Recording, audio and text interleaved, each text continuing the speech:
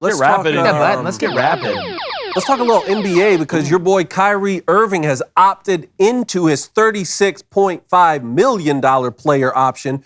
Could be a free agent next summer, but looks like he will be in Brooklyn this season and he will not be in LA. To me, this is the same situation that Scott Frost is in. Okay? 1 year. You got 1 year to do it. That's true. It's championship or bust. You got 1 year to do it. Championship or bust. It's championship or bust, buddy. You got Ben Simmons, who supposedly now that no games are being played is healthy. Now he's healthy. He's doing well. All this other stuff. I don't believe it's as bad as what people are saying. I won't believe it's as bad. You got Kevin Durant, who's from some star system, half a universe over. You have to hang out with Bob Lazar to even find where he came from. So it's championship or bust for not even the the East. Not even winning the East. If they don't win it, not good enough. if they don't win it, Kyrie will not be with the Nets. He won't be with the Nets after next year. I don't think so. This is a 1 year thing. This is a 1 year. We better win it, fellas. Everybody look at everybody. It's honesty hour. You look at him. He said, all right, I'm opted in for 1 more year. And let's not act like he had a ton of leverage. To me, like I said the other day, the biggest leverage that Kyrie had was not screwing up the KD situation with the Nets because they're tied together. They're brothers, whatever. Like they came out and said, that's my brother, or whatever. Like they're a tag team or a tandem. But again, I'm not shocked by this, but you better win it, Nets. You better win it.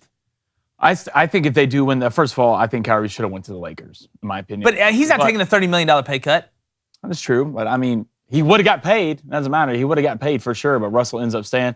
But the thing about it is, I think if they win the East side, he'll stay. I think right now, you're going to get to a Warriors team that's only getting better. They're only going to get better. I would not frown upon an NBA team for not beating the Warriors. That's not an unsuccessful. I think that's not an unsuccessful season to me. If you win the East against a Boston Celtics team that is only getting better, who you picked to win the finals, you win the East and lose to the Warriors in 7. That's not a failure to me. I wouldn't just pack my stuff up and leave. Well, if Kyrie was in his first or second or even third year, I'd agree with you.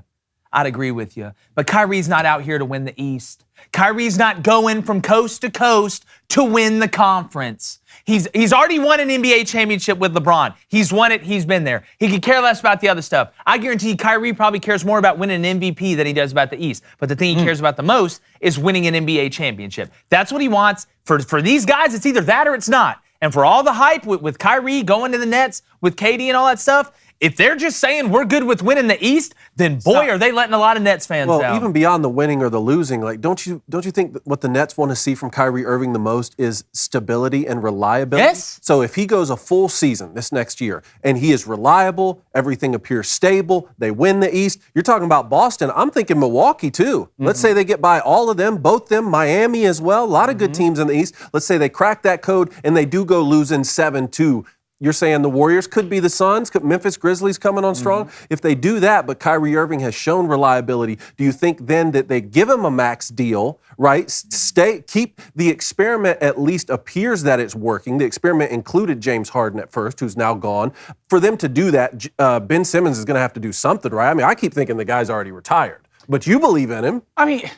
Is he a prima donna? Yes. Okay, he is. Do you trust him? No. But let's go back to Ben Simmons on the basketball court. He is a defensive... You roasted this dude. I did roast this dude. You never believe in him again. No, believe in as in what he's saying, but I believe in his skills on the basketball court. He's a phenomenal basketball player. All-star, defensive player of the year, I believe.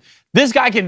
what were the Nets missing? What were they missing? Defense. And this guy can play defense. He's an all-star. Ben Simmons is good at basketball. Very good. Now, is he softer than Sharman? Yeah, he is. Can you trust him? No. But if he gets on the basketball court... all right, and he plays basketball, they have a chance to win a championship. You have 3 all-stars on the same team. Please, Jake. Okay, well, again, and I'm not saying what you're saying is not logical, but you looked at that camera and said, Ben Simmons, I'll never believe in you again, that you show more effort playing video games, jumping around. How's your back hurt? I'm talking about on the basketball court. Yeah, but it's hard to be phenomenal when you said, 2 things, you're soft, even you threw in an analogy. And you're a defensive guy. It's hard to be phenomenal on the court if you're soft and you have... I think a lot of basketball players are prima donna and soft, but they get on the basketball court and are phenomenal. I think prima donna and softness are 2 different things, but I see what track you're going. Yeah, no, again, what you're saying is logical. I agree with you with the premise of what you're saying. But again, the word that Cone said, and what's the word we've used around the Nets? Stability. Stability. There's been no stability. From Kyrie having to be out with the mandates, from the KD situation, having the injuries, not on the court at the same time. James Harden's gone. Now Ben Simmons is in. Ben's feelings are hurt also, so his back's hurt as well. So again, no stability. The Nets need stability. Hey everybody, if you like what you're hearing, go ahead and ring that bell. We're excited to be here. It's Crane & Company live 2 to 3 Central daily. Ring that bell. I want to hear it from coast to coast.